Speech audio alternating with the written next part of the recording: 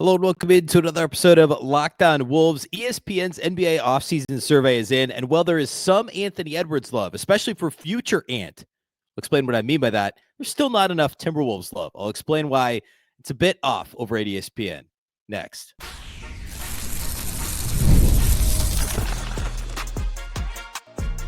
You are Locked On Timberwolves, your daily Minnesota Timberwolves podcast. Part of the Locked On Podcast Network, your team every day. Hello and welcome to the Locked On Wolves podcast, part of the Locked On Podcast Network, your team every day.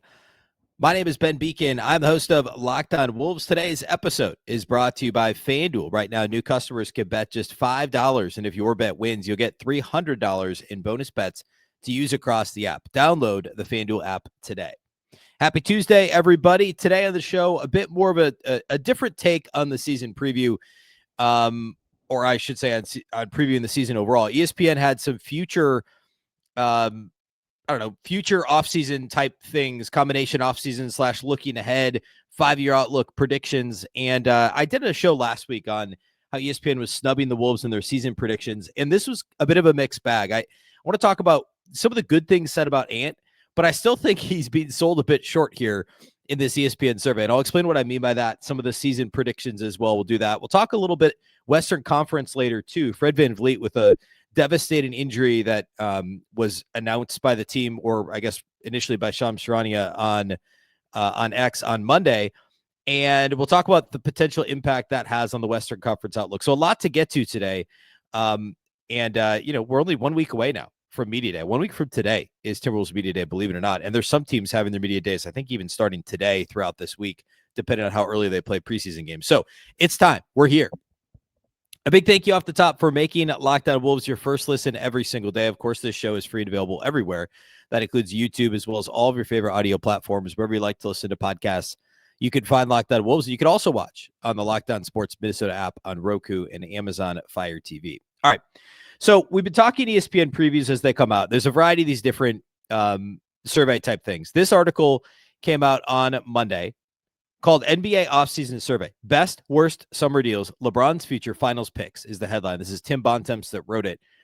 But this article is a survey across, as Bontemps says, through the eyes. This is a direct quote from the article. Through the eyes of 20 coaches, scouts, and executives that they pulled for their thoughts on all of the above and more. Now, I do want to say, admittedly, the 20 coaches, scouts, and executives, I mean, we don't know exactly what that is. Like, this could be, player development coach on whatever team, how many of these guys are first, second, third-year coaches versus, executives could be used loosely as well.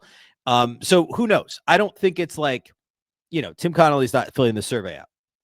So I do want to say that.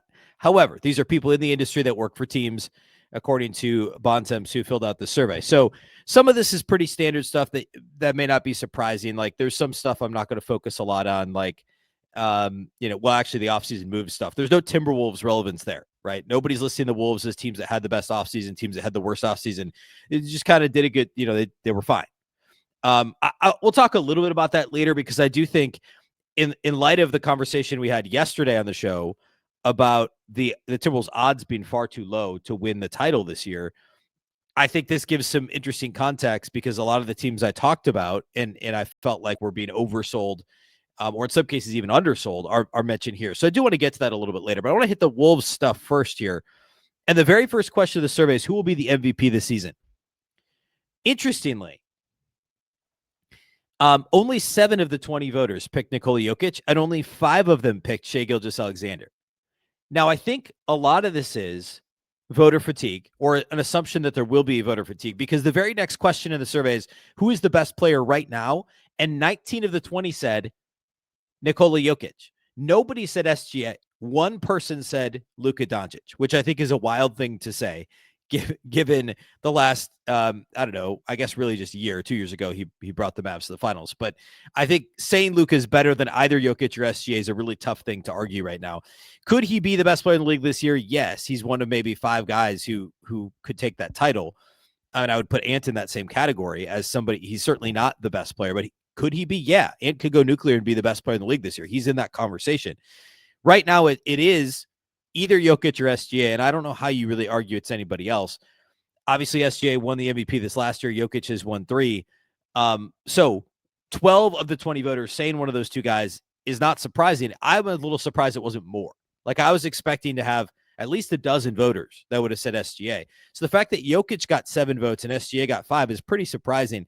Doncic still got 4, which I think is reasonable. It's a reasonable take because the Lakers should be good. He now plays for the Lakers, so not that he was in a small market in Dallas or that he needed a bigger stage, but it's the biggest possible stage playing for the Lakers and playing with LeBron. LeBron's old enough. He's probably not going to take away from the shine as far as if the Lakers are great, it's going to be primarily because of Luka. That said, why I would argue against Luka being MVP is I don't think the rest of that roster is strong enough. And I talked about this on yesterday's show. I don't think that's a deep enough team. And I think if LeBron's your second best player, that's great. He's still good. He's still a top, 15, 20 player. But the whole father time is undefeated thing, that's a real thing. Like, he's going to continue to, I don't want to say regress. That's not the right word. Decline, I guess. It sounds like such a scary word, but like, that's what's happening. The defense won't always be there from LeBron. It hasn't been the last few years. He picks his spots. Like, your second best player is only able to play as hard as they can in bursts, and he can still be. LeBron can play like he's a top 10 player in bursts and even stretches of games across the season. But I just don't know that team will be good enough for us to be like, all right, Luka should win MVP. I mean, traditionally the MVP is going to come from a team that's the best or second, at worst, second or third best team in the conference. And I don't think the Lakers are that. I think there's, 4 teams at the minimum, if not 5, I'd put ahead of the Lakers. So I was surprised he got 4 votes. Victor Wembanyama got 2, which I also think is wild because there's usually a progression of like, okay, this guy's an all-star. This guy's all NBA. This guy is in the conversation for best player in the league. And nobody's arguing Wemby's the best player in the league right now. Nobody's making that argument. I don't think anyone's seriously with a straight face saying he's a top 5 player. We just haven't seen it long enough, and he hasn't seen team success. And I know that if he hadn't gotten hurt last year, the Spurs are probably a 500-ish or better team. They're at least in the play-in.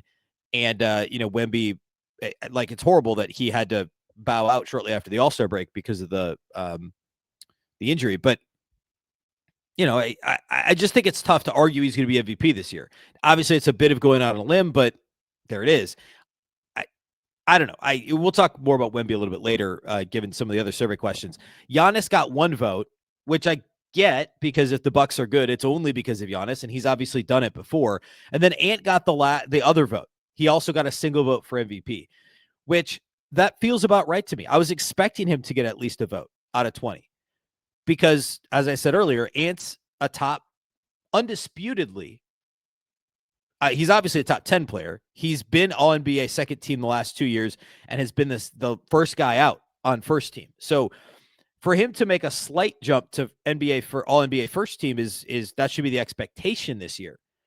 And if the Wolves end up being a top 2 team in the West, if they somehow, pass OKC or whatever this year, like obviously then Ant is going to be the MVP. And, we can look at that against the FanDuel MVP odds as well. And Ant is 6th on this list. It's basically the same list. In fact, it is the same list. And Wembanyama is ahead of Ant on this list. Wembanyama is plus 1,200 on FanDuel.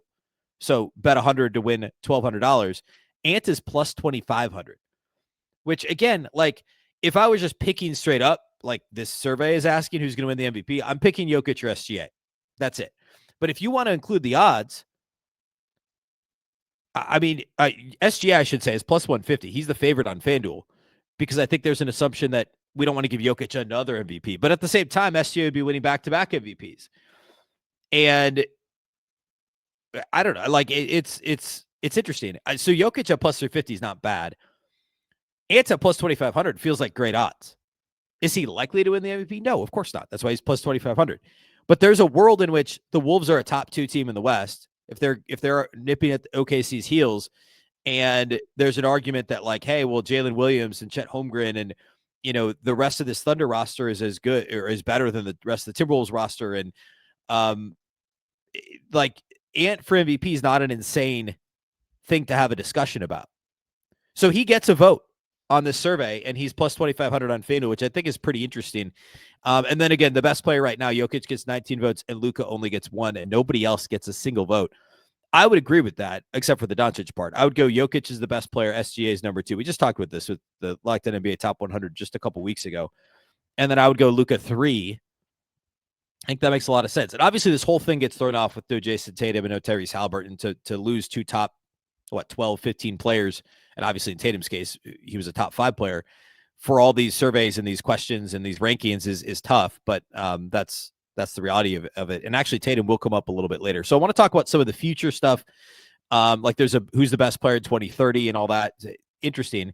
There's a lot of Ant, and then there's maybe not enough Ant. And then there's some team stuff for the season. So we'll do all that here next.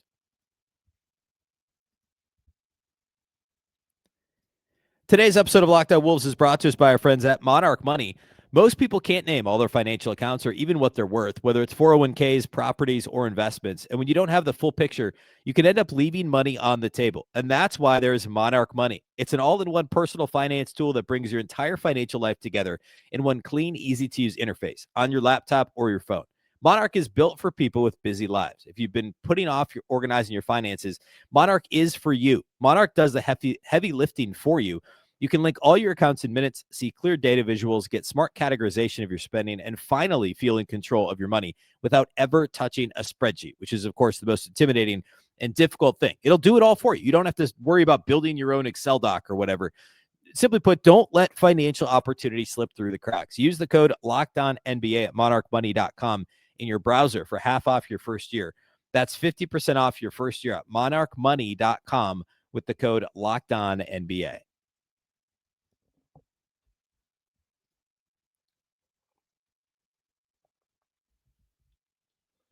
All right, so moving on in this ESPN survey, the next question here is who's going to be the best player in 2030? No other qualifiers, just best player in 2030. So we're talking 5 years from now. Wembanyama got 16 votes, which given age, ceiling, and how good he is already, I get it. 16 is maybe more than I would have thought. I thought he'd be in the 12 to 15 vote range. Luka got 2 votes. He's still younger than I think a lot of people realize. SGA only got 1, which I think is kind of wild because with how good SGA's season was last year, and it's not like he's old. 5 years is a long time from now, but it's not like an insanely long time from now, right? Like it's not 10 years from now. I guess he'll be 32. Him and Tatum are the same age, and you know, Tatum obviously coming off the Achilles. Tatum got 1 vote. In here. So SGA and Tatum each got 1 vote. They'll both be 32. It's not crazy to think the best player in the league could be 32. I mean, LeBron was the best player in the league when he was 32, I think. I guess that was not as long ago in my head as it feels like it was forever ago. But I don't know. It's not a crazy thing to think that could be possible. And Doncic getting 2 votes. I mean, I think he's 20. What is he? 25 right now. Luka's 26. So actually, like at that point, I don't know that I'd argue Luka. I mean, his game in theory, you could argue it's going to age better because it's less reliant on athleticism. But then again, neither is SGA's, right? Like SGA has it's a different old man game than Luka. But it's not like these guys are dunking on people at the rim, and that's like it's not like they're prime Derrick Rose, right? Like it's not how they're getting buckets. And really the same with Tatum, although I would argue that I think SGA's game and getting the free throw line and all that is going to age a little better than Tatum. But Wemby, the storyline here, or the headline is that Wemby gets 16 votes here. And, you know, obviously Tatum gets the line a bunch too, and Tatum is a better 3-point shooter than SGA. So I guess that would be the argument there. But I don't know. I don't really hate that list. I was a little surprised there wasn't any Ant love there, which leads us to our next question, which is who is the best American player right now? And then the question after that is who is the best American player in 5 years? So in 2030, the best American player right now, this really surprised me. Steph Curry got 11 votes and Anthony Edwards only got 8 votes for the best American player right now. I'm going to pull up our Locked On NBA Top 100 list here, and we could talk about where these guys landed there, because Ant was ahead of Curry on this list. Here we go. Curry was 1 spot ahead of Ant. I guess I was off by 1. So I guess our Lockdown NBA Top 100 agreed with that. So it went Jokic, SGA, Giannis, Luka. Steph was 5 on the list. Anthony Edwards was 6. I was still surprised that Steph got more votes out of the 20, out of these 20 executives. Steph got 11 votes, Ant got 8. Donovan Mitchell got 1, which is extremely surprising. Mitchell was 9 on our list. 1 spot, by the way, behind Jalen Brunson and 1 spot ahead of Jason Tatum on the final Locked On, juggling the ESPN survey and the Locked On player list. On the Locked On NBA Top 100 list. So anyway, Steph gets 11 votes, Ant gets 8. And I mean, he's 37. And there's a quote in here from the Eastern Conference scout who says he's still the guy who scares me the most, meaning Steph Curry. So right now, only 8 people said Ant is the best American player. And I will say, on the Locked On NBA Top 100, he was right behind Steph. It went Steph and then Ant, then Wemby, then Brunson and Mitchell. So, you know, there's 4 and 5 there between 5 and 9. 4 players in 5 and a stretch of 5 there on that list. But then the next question is, who will be the best American player in 5 years? Which I think is fascinating. Anthony Edwards got 11 votes. Cooper Flagg got 5 votes. Dude hasn't even played a single game. And in fact, there is a quote here from a Western Conference scout that says, Edwards is a logical choice. The quote is, I don't see anyone else catching him, meaning Ant, by then, a Western Conference scout said. And it's unfair to Cooper to put that on him before playing in 1 NBA game. So it's Ant until proven otherwise. And then there's a quote from an East executive who says that Flagg, quote, can do everything. Here's the thing. Like, Cooper Flagg's obviously a great prospect, but to suggest that he's going to be better than Ant in just 5 years is kind of crazy. I mean, Ant has only played 5 years in the NBA. And there's still a leap coming. Like, there's another level that Anthony Edwards is going to go. So think about Cooper Flagg at the level Ant is now. Will Cooper Flagg at 20, what's he going to be, 23 in 5 years? Is that going to be a better player than Ant at 28? I just think that's unlikely. Now, again, 11 of the 20 people said Ant would be the best, so it's not like nobody did. But 5 people to pick Flagg. Then there were 2 that picked Jason Tatum, which I understand. Again, he'll be 32 plus the Achilles injury. I don't know. 32 versus a 28-year-old Ant. I think you're hard-pressed to argue that Tatum would be better. Paolo Banchero got a vote, and Jalen Williams, J-Dub from the Thunder, gets a vote as well. I was a little surprised Ant didn't get more votes. He'll be 28. He'll be in his athletic prime, and yet 10 years into the league. So he's going to be really good in 5 years. 11 of the 20 people said Anthony Edwards would be the best American player in 5 years. And it also just underscores, not that we didn't know this already, but thinking about it that way, that the top 4 players, pretty consensus top 4 players in the NBA, and if you include Wemby, 5 of the top 10 players in the NBA. So the top 4 and then 5 of the top 10 are not American, is a crazy thing to think about. Basically, all the MVP contenders, none of them are Americans. And of course, it's mentioned in this article too what Ant has done with Team USA already and winning a gold medal last summer and all that. That, like, on an international stage, he also is kind of sort of already becoming the face of Team USA. I mean, it was obviously Steph from a known internationally standpoint. Now with Ant and his Adidas tour and being in China and all that stuff this summer, it's just going to continue to underscore Ant's celebrity on a national scale. A few other things. Rookie of the year, 19 of 20 said Cooper Flagg, 1 said Con Kneppel. Best player from this year's draft class in 5 years, 18 said Cooper Flagg, 1 said Dylan Harper, 1 said Ace Bailey. Where will LeBron be next year? Interesting split there. 7 said Lakers, 5 said retired, 4 said the Cavs, and then it goes Warriors, Mavs, Heat, which is interesting. Who had the best offseason? This is interesting to me. The Hawks got 7 votes. The Nuggets got 4, and the Rockets got 3. The Thunder got 2, which is also really interesting. I get that they extended guys, but, like, what are we doing here? The Magic only got 2. Despite later in the survey, there being a lot of chatter about how great the Desmond Bane move was, and I do think it's a good move for them. The Hawks getting 7 makes sense to me. I mean, they landed Kristaps Porzingis, obviously Nickeil Alexander-Walker as well, and then they got that unprotected lottery pick from the Pelicans in the trade on draft night. So I would agree with that. The Nuggets with 4, the Rockets with 3. That fits with what I've been saying about the Western Conference, and a lot of people go OKC, Denver, Houston in the West before Minnesota. And even prior to the Fred VanVleet injury, which we'll talk about in a little bit, I had Minnesota ahead of Houston in the West. Somehow one person said the Clippers and one person said the Lakers. Like, we could argue that they had good off seasons, but to argue that like the Lakers had the best off season, that's what the question is. Which team had the best off season? Just phenomenal that somebody would believe that in a bad way, not in a good way. How could anyone argue the Lakers or Clippers, for that matter, had a better offseason than the Hawks, Nuggets, or Rockets? I don't get it. Which team had the worst offseason? The Pelicans got 9 votes for that. The Suns got 4. The Kings got 2, and then the 1 vote apiece for the Bulls, Lakers, Grizzlies, Sixers, and Blazers.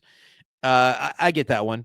A lot of these are just teams that nobody knows what they're up to. Like, you know, what's the point? Like, why did New Orleans trade an expiring CJ McCollum for Jordan Poole? It doesn't make any sense. So that all makes sense. We'll hit a couple more of these, and then I want to get into the Fred VanVleet injury and some Western Conference stuff here really quick to close out the show.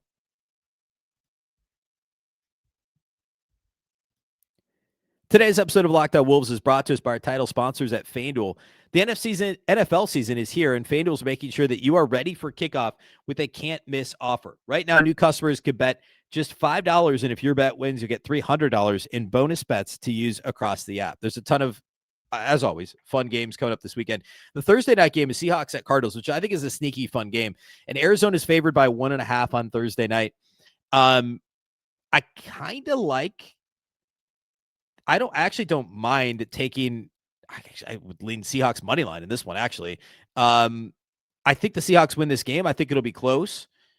I guess at that point, well, I don't know. The value is actually better on the money line than it is taking the 1.5 for Seattle. So I don't know. I'd maybe take Seahawks money line. I think Seattle's a pretty good team. I think Arizona's fine too. It just should be a fun game. Vikings Steelers, of course, in Ireland on Sunday, early Sunday morning. Vikings are favored by 2.5 on the neutral field against Aaron Rodgers and the Steelers.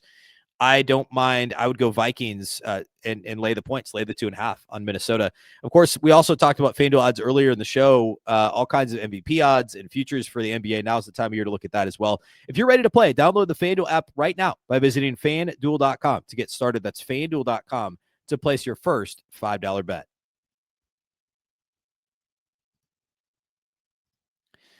Okay, finishing off this survey over at ESPN, the best move of the offseason, the best individual move, the Rockets trading for Kevin Durant got 11 votes. I get it. I've talked about this at length, and actually we'll get back to the Rockets here in a minute in the wake of the VanVleet injury. The Magic trading for Desmond Bane got 5 votes. I think the best individual, they gave up a lot for Desmond Bane. And I know that he gives them what they need, and he fits their culture as far as competitiveness and defensive competitiveness, and they needed a shooter, right? So he's actually kind of the perfect fit. They did give up a lot for him, and I just don't know that Desmond Bane tips the scales, even in a Tatum-less and Halliburton-less East. I just think the cost was perhaps a little too high, but I understand the 5 votes for it. Hawks trading for the Pelicans, unprotected lottery pick, got 2 votes. The Nuggets trading for Cam Johnson got 1, and the Lakers re-signing Doncic got 1, which I guess if like you're taking literally the most valuable move of the offseason, you could argue that because you have to retain the guy you just traded for, but that was kind of an obvious, it was a given, right? Nuggets trading for Cam Johnson's a really good move, and I think the Nuggets had a great offseason. It's hard to argue that's better than the moves above it. I would probably go with the Magic trading for Bane just because of how well he fits that team. Even if it just makes them, instead of a 6 seed in the East, it might make them a 3 or a 4 in the East as currently constructed. I mean, that matters. And ultimately, like, if it's a floor raiser, right? I've argued for the floor raising trade the Wolves did to get Rudy Gobert. I can't argue against it for Orlando. So I definitely get it. The Rockets trading for Durant, I understand the fit there. I understand the importance. I think the Rockets have been, I don't want to say overrated. Well, yeah, a little bit overrated. I think they're where they are in the West has been a little bit oversold. The worst move of the offseason, the Pelicans traded an unprotected pick swap, got 11 votes. The Blazers traded for Drew Holiday, got 3. They're obviously trying to up their defensive competitiveness, their culture. Obviously, a guy that Chauncey Billups understandably wants a veteran point guard who's going to defend. The Suns waving and stretching Bradley Beal. The Pacers losing Miles Turner gets a vote. The Bradley Beal move, by the way, also got 3 votes. Suns trading for Mark Williams and Kings signing Dennis Schroeder each get a vote. I don't really understand what the like, who cares? I mean, those are not the worst moves of the offseason. Are they bad moves? Maybe. Are they neutral moves at best? Yeah, but like I don't see how they're worse than trading an unprotected pick or, doing what the Blazers did to get Drew Holiday. Most surprising move of the offseason was the Miles Turner to the Bucks, and the Bucks stretching and waving or waving and stretching Dame Lillard. I guess his name is Damian, but Dame Lillard was 16 out of 20. And the Hawks signing Alexander Walker got 1 vote, and then the Knicks fired Tibbs got 1. Blazers trading for Holiday. Kuminga still with the Warriors 1. None of those are crazy. The biggest trend of the offseason, of course, is to avoid aprons and financial flexibility. Interestingly, though, the second thing on this list for biggest trend of the offseason, there were 6 votes for teams prioritizing size. Now, it's not everybody trying to find 2 centers like Gobert and Towns when the Wolves did it. But remember when everyone was small ball was like, we're talking 5 years ago, everyone was trying to play smaller, and the Warriors death lineup and like all this stuff that was, 7 years ago or whatever. But teams now realizing, hey, we got to be as big as possible. I mean, Tim Conley was kind of sort of ahead of the curve on that. Tim Conley just wants big players across the board. Then the last thing, team related to team success, who will win each conference and the NBA title. The East, there were 5 different teams that got at least 1 vote. The Cavs got 9 votes to win the East. The Knicks got 7. Those are obviously the top 2 teams in the East. The Hawks got 2, and the Bucks and Magic each got 1. This is the interesting part.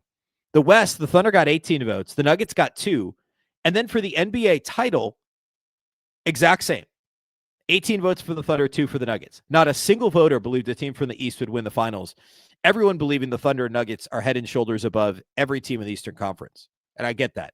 No Timberwolves love it all, which I guess if you believe a lot of the other national stuff that's out there that has both the Rockets and even the Lakers and Clippers ahead of Minnesota, then why would you? And this is, of course, before the Fred VanVleet injury was announced. So,